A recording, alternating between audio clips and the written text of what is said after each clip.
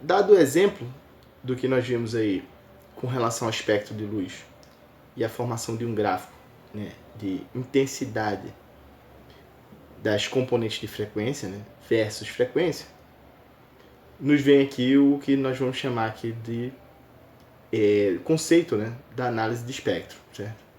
Então a análise do espectro vai ser aqui a observação, certo, de componentes de frequência de uma grandeza, certo?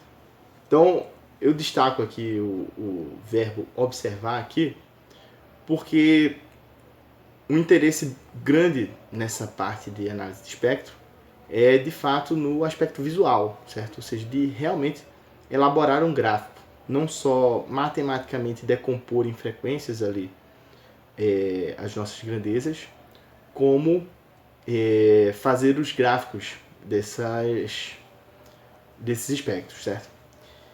E o termo aqui, ó, componente, certo? Então, a partir de agora, nós vamos tentar interpretar qualquer tipo de variação de grandeza ou sinal como sendo composto de uma série de frequências distintas, certo? Então, quando eu somo todas essas frequências, é que eu tenho o sinal que eu observo de fato, certo? E aí a gente viu aqui o exemplo histórico, né, de que o prisma realiza fisicamente o espectro, né? Então, eu observo essas distinções de componentes de forma visual, no antepara, certo? Mas como que eu faço isso em outros casos, certo? É possível fazer isso em outros casos, né? A resposta é sim, né? Só que para os outros casos vai demandar alguns cálculos que são extensos e por essa razão que a gente vai usar programação, né? E o efeito de realizar esses cálculos é justamente uma alteração na variável independente do meu problema, certo? Então, o que a gente está acostumado aqui na física, né? Na física é muito comum, por exemplo, que eu vou descrever um movimento. Então, eu faço isso por meio da posição em termos do tempo, não é isso? Ou posição aqui S, não é isso? De T, né? Que são as conhecidas como equações horárias, não é isso? Do movimento. Então, a variável independente aqui é o tempo, certo? E a variável independente, na matemática, o local onde ela se encontra é chamado de domínio, né? Então, a variável independente, nesse caso aqui, está no domínio do tempo, certo?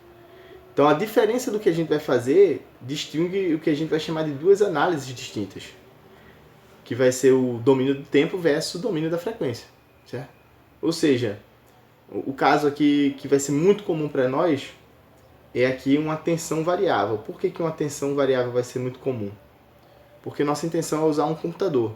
Então, mesmo que a tensão não seja a grandeza original, nós vamos tentar fazer um processo em que a gente vai ter um sensor elétrico que capta a grandeza e transforma ela numa tensão.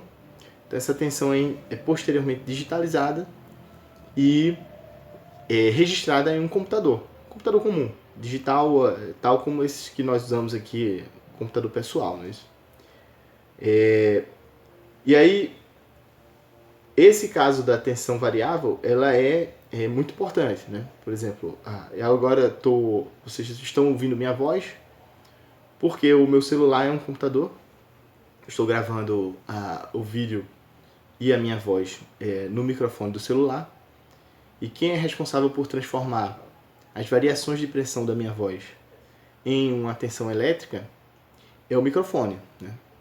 E o meu celular ele tem uma placa de som que converte esse sinal aqui elétrico em números, e em números binários em particular, e os registra na memória do celular, certo? E o nosso objetivo é o que? É saber quais são as intensidades a cada frequência. E aí nós vamos chamar aqui as intensidades de V maiúsculo, para essa variável aqui, V de T, certo? Só que a intensidade vai variar com a frequência, então nós vamos obter aqui um V de F, certo? uma função que diz as intensidades a cada frequência.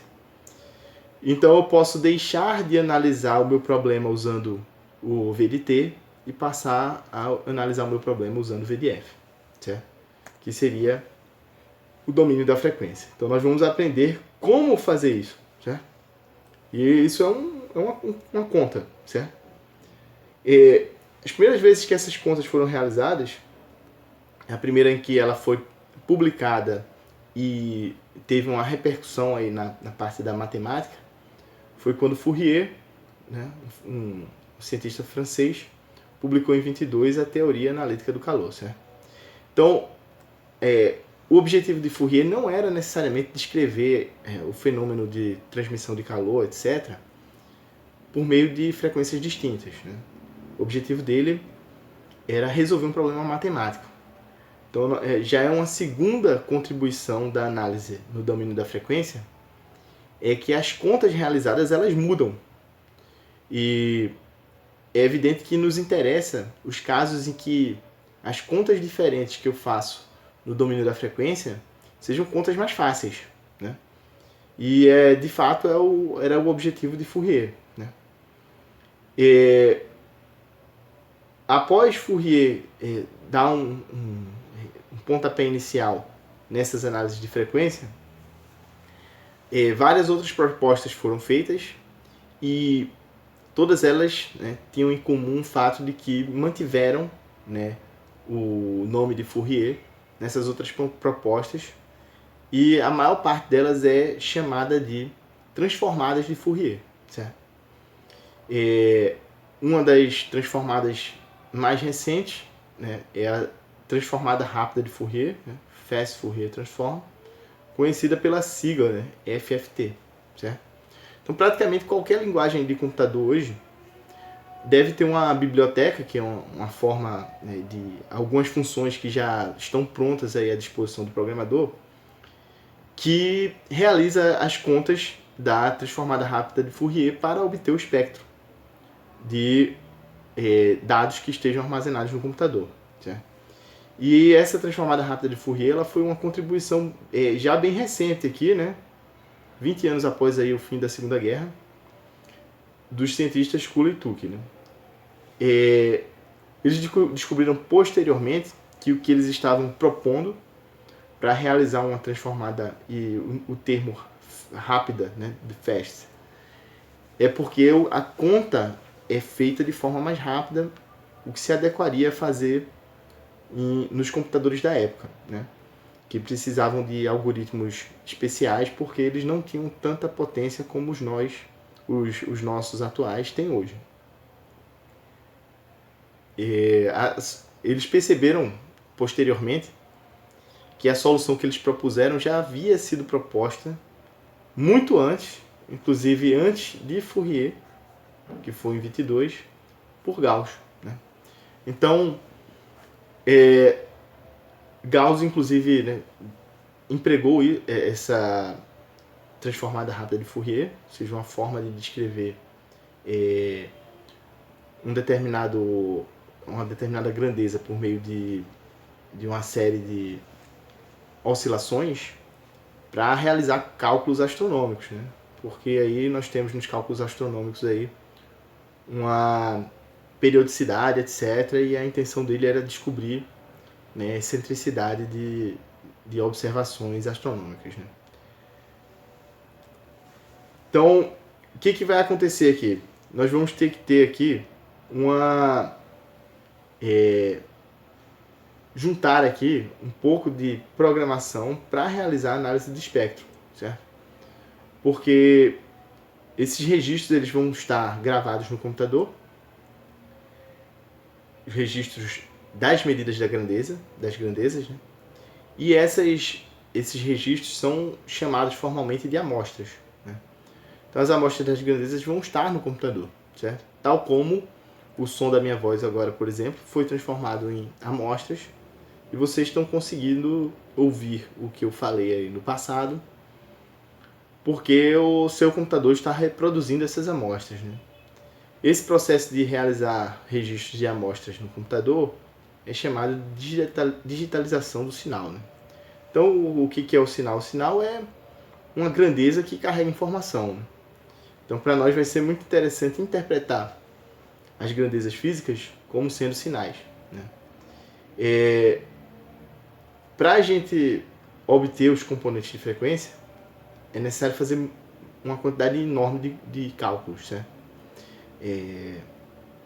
Veja, a voz aqui, a maior parte do áudio no computador, por exemplo, é feito em aproximadamente 40 mil amostras por segundo, certo? Então, se eu quiser saber quais as componentes de áudio eu tenho em 1 segundo de áudio, a quantidade de contas que tem que ser feitas é aproximadamente a quantidade de amostras ao quadrado, tá? Então, a quantidade de contas é enorme, né? Que vai ser isso aqui ao quadrado. Isso é apenas 1 segundo, certo? E isso, evidentemente, é muito complicado de fazer na mão. Então, nós vamos ter que recorrer aqui, de fato, ao uso da programação, certo? Então, é isso aí, muitos cálculos. Registro digital implica aqui o emprego de programação. O espectro em si, nós vamos considerar ele como uma ferramenta de instrumentação, certo? Então, o que é instrumentação? É aquilo que está disponível para que se realizem medidas, certo? E vai ser uma importante ferramenta de instrumentação para analisar os fenômenos oscilatórios, certo? Então, vocês talvez, se já tiveram aulas da parte de ondas, vocês já devem ter ouvido muito, né, a questão assim, um problema, por exemplo, de efeito Doppler. Então, um carro passa buzinando em alta velocidade. E aí você pode ter a frequência do som quando ele se aproxima e depois quando ele se afasta, e a gente sabe que essas frequências são distintas, né? A pergunta que vem é: como eu meço essa frequência do som da buzina, certo? Se a gente fizesse o espectro, eu poderia observar o espectro um pouco antes da passagem do carro e um pouco depois. E eu observaria um pico, né, de intensidade na frequência da buzina, quando ele estivesse se aproximando. E a posição desse pico ia mudar quando ele estivesse se afastando. E eu teria uma ferramenta visual para fazer a medida dessa frequência. E traz aqui também para nós um recurso adicional aqui na parte de aprendizagem, que infelizmente aprender programação às vezes vem acompanhado de uma série de exercícios e problemas fictícios, né? Programas que eles não têm uma finalidade muito clara. Então, a partir do momento que nós soubermos realizar os cálculos, né, e verificarmos que é necessário usar a computação para realizar esses cálculos, nós podemos ter o primeiro emprego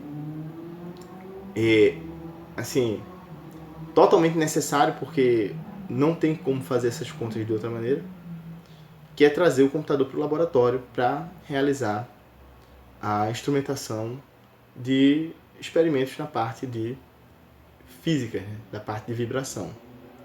Então, aprender a análise de espectro, ela vai servir também como uma motivação para nós aprendermos programação, certo?